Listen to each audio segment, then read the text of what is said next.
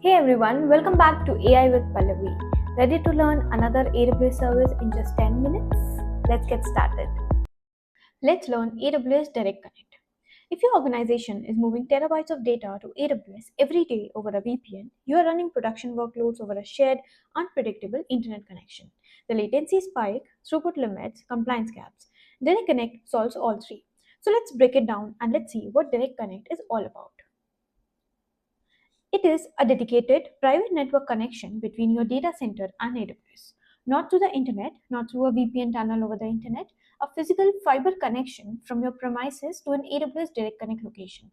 Under the hood, you are provisioning a dedicated port at a co-location facility where AWS has a presence. Traffic flows over the private link directly to the facility, right? So no shared infrastructure, no public routing, consistent throughput, and predictable latency every single time. Think of it like having a private express lane on a motorway. Everyone else is stuck in the public traffic. Your data has its own lane, reserved, consistent, and completely separate. Now, there are few requirements, right, and the components which are very essential for the direct connect. Now, the first thing is connection. So, you need to create a connection in a direct connect location to establish a network connection from your premises to an AWS region. You also have to create virtual interfaces like public virtual interface, private virtual interface, or transit virtual interface to actually connect to your AWS resources like S3, DynamoDB, your like private resources within your VPC, or using transit gateway. So there are different ways to set that up. So your network is co-located with an existing direct connect location. You are working with a direct connect partner who is a member of the AWS partner network, or you are working with an independent service provider to connect to Direct Connect. It's very important to understand the difference between Direct Connect and site-to-site VPN. Now, Direct Connect is actually a private fiber network, while site-to-site is an encrypted tunnel over the internet. Now, the latency is different. So, for Direct Connect, it's consistent, while for latency for site-to-site VPN is variable. Definitely depends on the internet conditions. You have defined bandwidth for Direct Connect, while for site-to-site VPN, the bandwidth can be limited. Security compliance, traffic never touches public internet in case of direct connect, but in case of site-to-site VPN, it can be encrypted, but traffic still travels the public internet. The setup time for direct connect can take week, but for site-to-site VPN, it can just take minutes. So direct connect can be used for production, regulated, or high volume workloads, while VPN can be used as backup for direct connect failover, never as primary for enterprise data. It is very important to understand the connection types and virtual interfaces you have within Direct Connect. So, a dedicated connection is actually a physical port that AWS provisions for you at a Direct Connect location. So, you get 1 Gbps and different variations of speed. You order it directly from AWS and work with a co-location provider to get your physical fiber cross-connected. This can take time, sometimes it takes weeks because it involves physical infrastructure. While a hosted connection is faster to set up, AWS Direct Connect partner provisions a shared port and carves out a slice of capacity for you. You can get speeds from 50 Mbps all the way up to 10 Gbps. If you need something up quickly or don't have on-site presence at a Direct Connect location, you can start here. Now you also have different virtual interfaces like private virtual interface. It connects to your VPC. Public interface connects to AWS public services. Transit virtual interface connects you to transit gateway. So we'll cover that in a separate video. You can check out the link. Then you have BGP required, right? All virtual interfaces use BGP for route exchange. So these are different types of interfaces you can create, and also the different types of connections you have. Now let's look at the AWS Direct Connect console. As soon as you land up, right, two things to understand before you create anything. You need to choose between a dedicated connection and hosted connection. So this is where most people get confused. So just ensure that you understand which one you want to create. Now there are different ways you can create it. So let's go ahead and first create a connection. So if I click on create connection, you will get a connection wizard here. Now this will help you to navigate throughout. You can choose maximum resiliency. In this case, you can say there are multiple locations through which you are connecting to your data centers, right? So that's how it is. AWS region, then two different locations, then customer data center. Otherwise, there is high resiliency way as well. There are two different locations, but you can see the difference. The capacity is different in this case, as well as for maximum resiliency, it is different. So that's how it matters. Third one, development test. You just choose one location and you choose the one location to connect to your data. So that's how you can choose it. Now, once this is done, we can go ahead and select the different settings. You can choose the bandwidth, the different options of bandwidth. So let me choose something.